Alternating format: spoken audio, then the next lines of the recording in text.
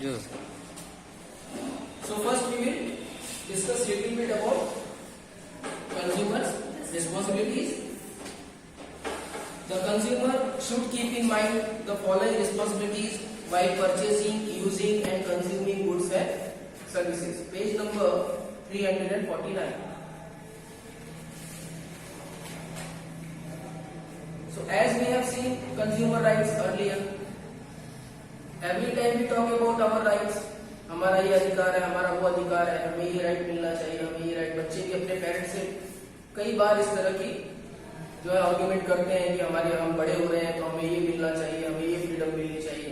So we talk about our rights, but at the same time you should realise your responsibilities also, whether for the family, whether for your personal life, whether for the society or anywhere where you are going. So everywhere, first thing is to fulfill your responsibilities.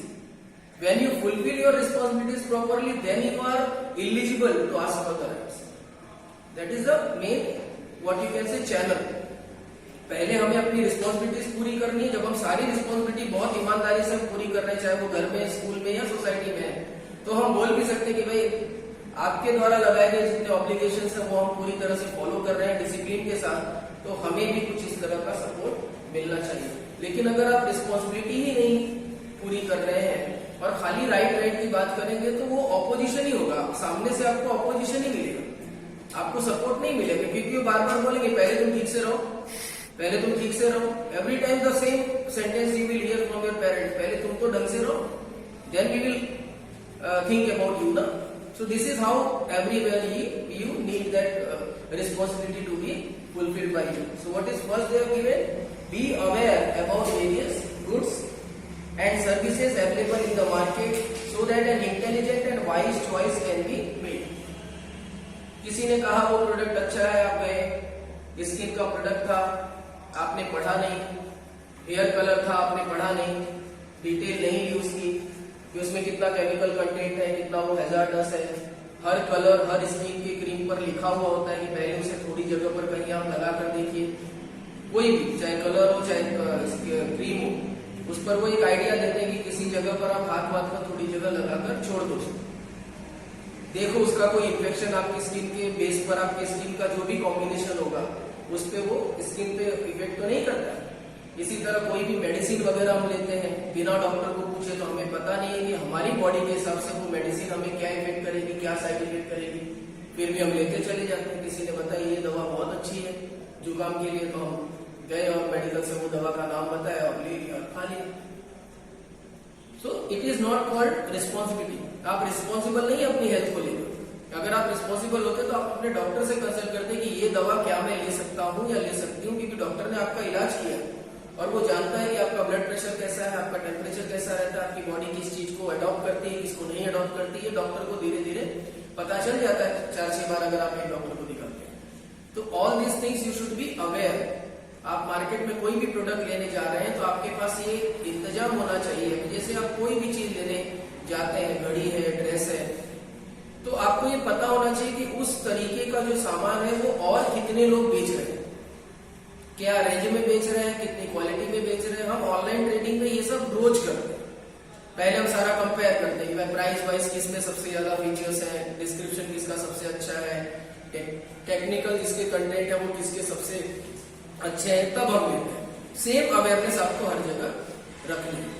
खाली ये नहीं देखना कि कम पैसे में मिल रहा है तो हमने ले लिया और घर आने के बाद पता चला कि डिस्क्रिप्शन के नाम पे तो उसमें कोई अपने को फैसिलिटी नहीं मिल रही, तो फायदा नहीं. So you should be aware. Buy only standardized goods as they provide quality assurance.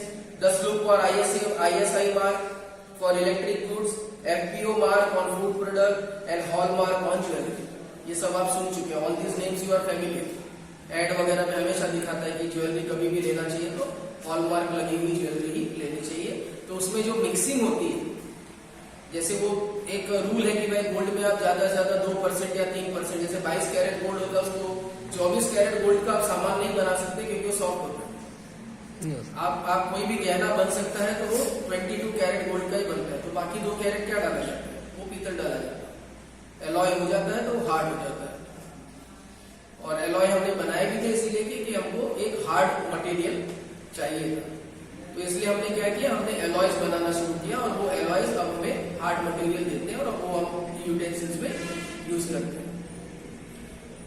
So whenever you buy any product you should be aware that कि कौन से स्टैंडर्ड का प्रोडक्ट है। चाहे आप इलेक्ट्रिक का कोई भी सामान ले रहे हैं, बहुत इंपॉर्टेंट है। आप इलेक्ट्रिक का सामान आप घर में रखते हैं, लगाते हैं, यूज करते हैं, तो सब लोग यूज करते हैं। अब ऐसे इलेक्ट्रिक के सामान में अगर स्टैंडर्डाइजेशन न हो, उसकी बॉडी प्रॉपरली प्रोटेक्टेड नहीं होगी तो शॉक लग जाएगा या शॉर्ट सर्किट होगी, आपका पूरा घर जो है वो भी जल सकता है। तो आपको स्टैंडर्ड वाले प्रोडक्ट ही लेने हैं। Learn about the risk associated with the products and services, follow manufacturer's instructions and use the product safely। बहुत सारे ऐसे प्रोडक्ट होते हैं जिनमें आपको बताया जाता है कि इन प्रोडक्ट को ऐसे ऐसे यूज करने से आपको तकलीफ हो सकती है। जैसे ये हमारे इलेक्ट्रिक कंपोनेंट्स होते हैं, बोलते हैं कि इसको गीले हाथ से नहीं छूना चाहिए, ये गीले नहीं होने चाहिए, अगर ये गीले होंगे तो इसमें से शॉक आ सकता है। तो ये प्रिकॉशन होते हैं।